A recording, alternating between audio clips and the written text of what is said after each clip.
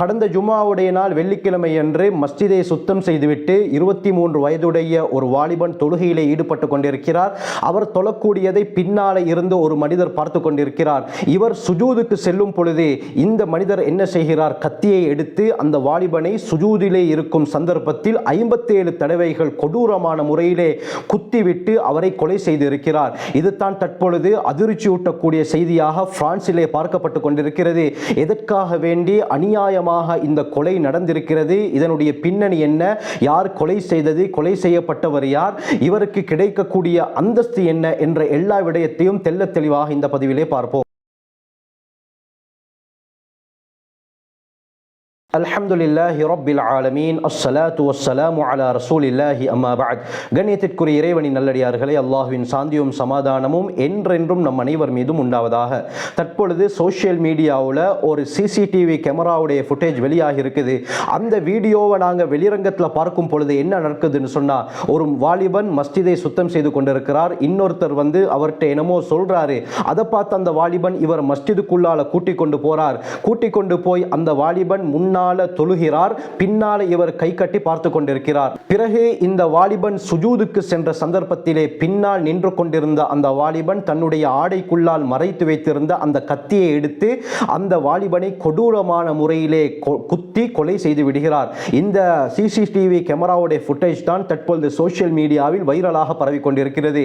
இதனுடைய பின்னணி என்ன என்று பார்க்கும் பொழுது அருமையானவர்களே, இது எங்க நடந்தது என்று சொன்னால் பிரான்சிலே நடந்திருக்கிறது.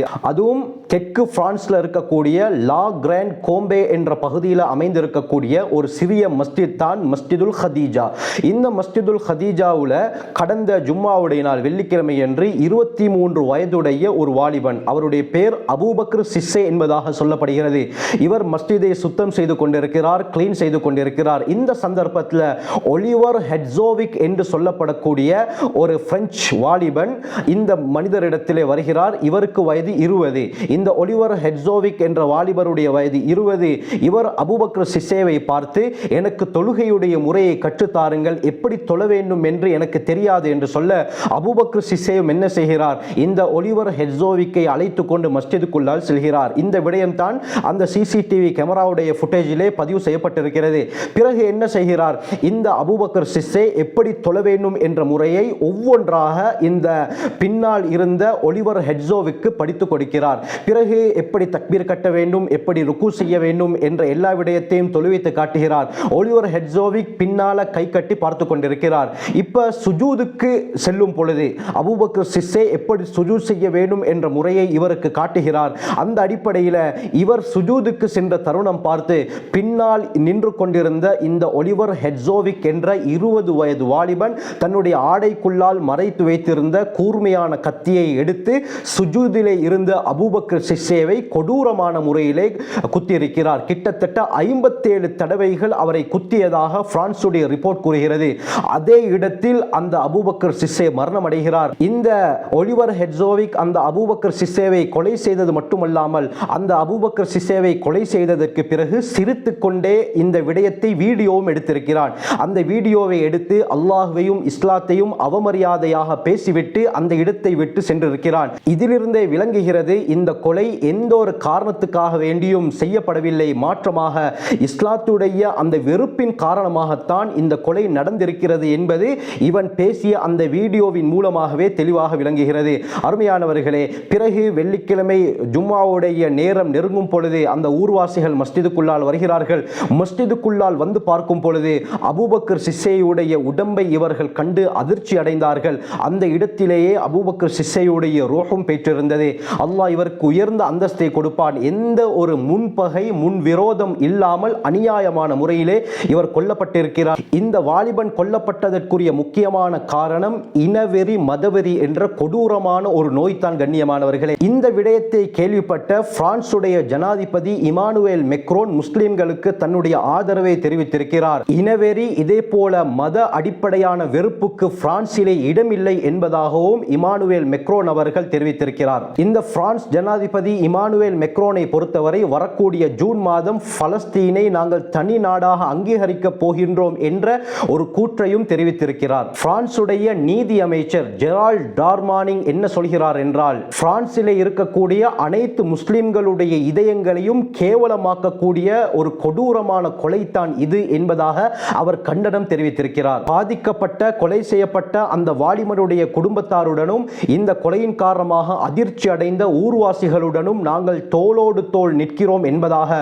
பிரான்சுடைய நீதி அமைச்சர் தெரிவித்திருக்கிறார். கண்ணியமானவர்களே, எந்த ஒரு காரணமும் இல்லாமல் அநியாயமாக இந்த கொலை நடந்திருக்கிறது. அந்த 23 வயதுடைய அபூபக்கர் சிஸ்ஸே என்ற வாலிபனுக்கு அல்லாஹ் சுப்ஹானஹு வ தஆலா உயர்ந்த அந்தஸ்தை கொடுக்க வேண்டும். இவருடைய வேலையே ஒவ்வொரு நாள் ஜும்மாவுடைய நாள் வெள்ளிக்கிழமை என்று மஸ்ஜிதை சுத்தம் செய்துவிட்டு அவர் தொழுகையில் ஈடுபடுவார். இதே போலத்தான் கடந்த வெள்ளிக்கிழமையும் இவர் மஸ்ஜிதை முழுமையாக சுத்தம் செய்துவிட்டு தொழுகையிலே ஈடுபட்டு கொண்டிருக்கும் பொழுது, அதுவும் இன்னொரு மனிதருக்கு எப்படி தொழ வேண்டும் என்று கற்றுக் கொடுத்து கொண்டிருக்கும் பொழுது, அதுவும் சுஜூதிலே இருக்கும் பொழுது இவர் அநியாயமாக கொல்லப்பட்டிருக்கிறார். அல்லாஹ் இவருக்கு மிகப்பெரிய அந்தஸ்தை கொடுப்பான் என்பதில் எந்தவித சந்தேகமும் கிடையாது. புகாரி முஸ்லிம்ல ஒரு ஹதீஸ் பதியப்பட்டிருக்கிறது. உம்மு மிஹ்ஜன் என்ற ஒரு பெண்மணி வளமையாக ஹஜ்ரத் ரசூலுல்லாஹி ஸல்லல்லாஹு அலைஹி வஸல்லம் அவர்களுடைய மஸ்ஜிதை கூட்டி துப்புரவு செய்து கொண்டிருப்பார். ஒரு நாள் ஹஜ்ரத் ரசூலுல்லாஹி ஸல்லல்லாஹு அலைஹி வஸல்லம் பார்க்கிறார்கள், அந்த பெண்ணை காணவில்லை. சஹாபாக்களிடத்தில் ஐன உம்முல் மிஹ்ஜன், உம்முல் மிஹ்ஜன் எங்கே என்று கேட்டவுடன் அந்த பெண் மரணித்து விட்டார் யா ரசூலல்லாஹ், நேற்று இரவு அந்த பெண்ணை நாங்கள் அடக்கம் செய்து விட்டோம் என்று சொன்னவுடன் ஹஜ்ரத் ஸல்லல்லாஹு அலைஹி வஸல்லம் என்ன சொன்னார்கள் தெரியுமா? ஏன் எனக்கு நீங்கள் இந்த விடயத்தை அறிவிக்கவில்லை? அந்த பெண்ணுடைய கபர் எங்கே இருக்கிறது என்று காட்டுங்கள் என்று சொன்னவுடன் சஹாபாக்கள் ஹஜ்ரத் ரசூலுல்லாஹி ஸல்லல்லாஹு அலைஹி வஸல்லம் அவர்களை அந்த பெண் அடக்கம் செய்யப்பட்ட இடத்திற்கு அழைத்து செல்கிறார்கள். அருமையானவர்களே, அந்த பெண்ணுடைய கபரை பார்த்த ஸல்லல்லாஹு அலைஹி வஸல்லம் அந்த பெண்ணுக்காக வேண்டி ஸலாத்துல் ஜனாஸா தொழுகையை நடத்தி அந்த பெண்ணுடைய பாவ மன்னிப்புக்காக வேண்டி துஆ செய்தார்கள் என்ற விடயத்தையும் நாங்கள் தெளிவாக அறிந்திருக்கிறோம். ஆக கண்ணியமானவர்களே, இதே போலத்தான் இந்த அபூபக்கர் சிஸ்ஸே என்ற வாலிபன் மஸ்ஜிதை சுத்தம் செய்யக்கூடியவர். இவர் தொழுது கொண்டிருக்கும் பொழுது இவருடைய முடிவு ஏற்பட்டிருக்கிறது. இது ஒரு சிறந்த முடிவு கண்ணியமானவர்களே. ஹஜ்ரத் ரசூலுல்லாஹி ஸல்லல்லாஹு அலைஹி வஸல்லம் அடிக்கடி துஆ கேட்பார்கள், அல்லாஹும்ம அஹ்ஸின் ஆகிபத்தனா ஃபில் உமூரி குல்லிஹா, யா அல்லாஹ் எங்களுடைய எல்லா விடயத்துடைய முடிவையும் சிறந்ததாக அழகானதாக ஆக்கு என்று நபி அவர்கள் துஆ கேட்பார்கள். அதே போலத்தான் இந்த அபூபக்கர் சிஸ்ஸே என்ற 23 வயதுடைய வாலிபனுடைய முடிவும் சிறந்த முறையிலே அமைந்திருக்கிறது. அஹ்மத், இப்னு மாஜா, திர்மிதி போன்ற ஹதீஸ் கிரந்தங்களிலே ஒரு ஆச்சரியமான ஹதீஸ் பதியப்பட்டிருக்கிறது. இந்த ஹதீஸை இமாம் அல்பானி ரஹ்மத்துல்லாஹி அலைஹி ஸஹீஹ் என்பதாக கூறுகிறார்கள். மிக்தாம் இப்னு மஅதிகரிப் ரலியல்லாஹு அன்ஹு அறிவிக்கிறாங்க, ஹஜ்ரத் ஸல்லல்லாஹு அலைஹி வஸல்லம் சொன்னார்கள், ஷஹீதாக கூடிய நபருக்கு அல்லாஹ்விடத்திலே 7 பாக்கியங்கள் இருக்கின்றன, 7 விடயங்கள் இவருக்கு கிடைக்கும் என்பதாக ஸல்லல்லாஹு அலைஹி வஸல்லம் சொன்னார்கள். சொல்லிவிட்டு சொன்னார்கள், முதலாவது இவர் வெட்டப்பட்டு அவருடைய உடம்பில் இருந்து விழக்கூடிய முதலாவது இரத்தத்துடைய சந்தர்ப்பத்திலே அல்லாஹ் இவருடைய சகல பாவங்களையும் மன்னித்து விடுகிறான் என்று ஸல்லல்லாஹு அலைஹி வஸல்லம் சொன்னார்கள். இரண்டாவது, யுரா மக்அதுஹு மினல் ஜன்னா, இவர் சொர்க்கத்திலே தங்கக்கூடிய இடம் என்னவென்று இவருக்கு அந்த சந்தர்ப்பத்திலே காட்டப்படும். மூன்றாவது, ஈமானுடைய பட்டாடை இவருக்கு அணிவிக்கப்படும். நான்காவது, வயுஸவ்வஜு இஸ்னதைனி வஸபஈன ஜௌஜதம் மினல் ஹூருல் ஐன், மறுமையுடைய நாளிலே சுவர்க்கத்திலே 72 ஹூருல் ஐன் பெண்களை அல்லாஹ் இவருக்கு திருமணம் முடித்து கொடுப்பான். ஐந்தாவது, ஸல்லல்லாஹு அலைஹி வஸல்லம் சொன்னார்கள், வயுஜாரு மின் அஸாபில் கப்ரி வயுமனு மினல் ஃபஸஇல் அக்பர், கபருடைய வேதனையை விட்டு இவர் பாதுகாக்கப்படுகிறார். இதே போல பயங்கரமான திடுக்கத்தை ஏற்படுத்தக்கூடிய அந்த மறுமையுடைய நாளின் அமளி துமளிகளை விட்டும் இவர் பாதுகாக்கப்படுகிறார். ஆறாவது, ஸல்லல்லாஹு அலைஹி வஸல்லம் சொன்னார்கள், வயூதஉ அலா ரஅஸிஹி தாஜுல் வகாரில் யாக்கூதா, மாணிக்கத்தால் அலங்கரிக்கப்பட்ட கம்பீரத்துடைய கிரீடம் இவருடைய தலையிலே மறுமையுடைய நாளிலே வைக்கப்படும். அந்த கிரீடம் எப்படியாப்பட்டது தெரியுமா? ஸல்லல்லாஹு அலைஹி வஸல்லம் சொன்னார்கள், இந்த உலகத்திலே இருக்கக்கூடிய எல்லா பொருட்களை தங்கமாக மாற்றினாலும் அந்த கிரீடத்திற்கு ஈடாகாது என்று ஸல்லல்லாஹு அலைஹி வஸல்லம் சொன்னார்கள்.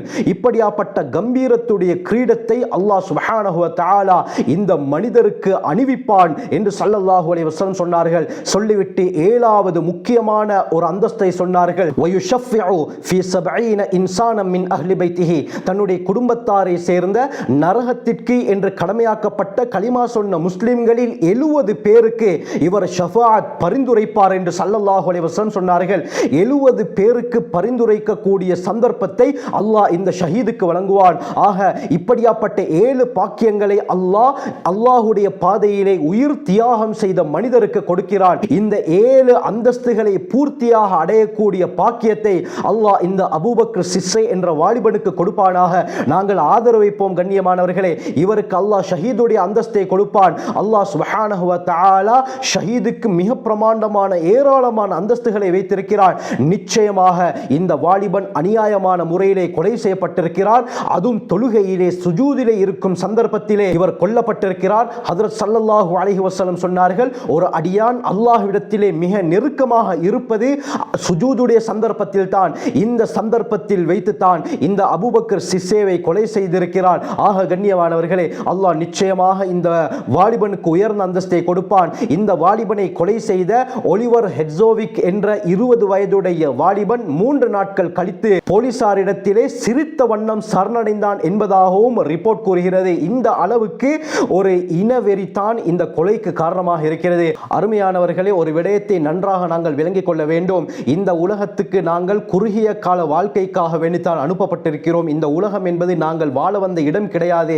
ஒரு பெரும் வாழ்க்கைக்காக வேண்டி தயார் செய்வதற்காக வேண்டி வந்திருக்கிறோம். ஆகவே இந்த காலகட்டங்களில் எந்த ஒரு சண்டை சச்சரவு இல்லாமல், மதவெறி இனவெறி இல்லாமல், மத நல்லிணக்கத்தோடு நாங்கள் வாழ்வதற்கு முயற்சி செய்ய வேண்டும். ஆகவே நாம் நம் வாழ்க்கையை சிறந்த முறையிலே அமைத்துக் கொள்ள வல்ல அல்லாஹ் நம் அனைவருக்கும் கிருபை செய்வானாக. ஜஸாக்குமுல்லாஹு கைர். வ ஆகிரு தஅவானா அல்ஹம்துலில்லாஹி ரப்பில் ஆலமீன்.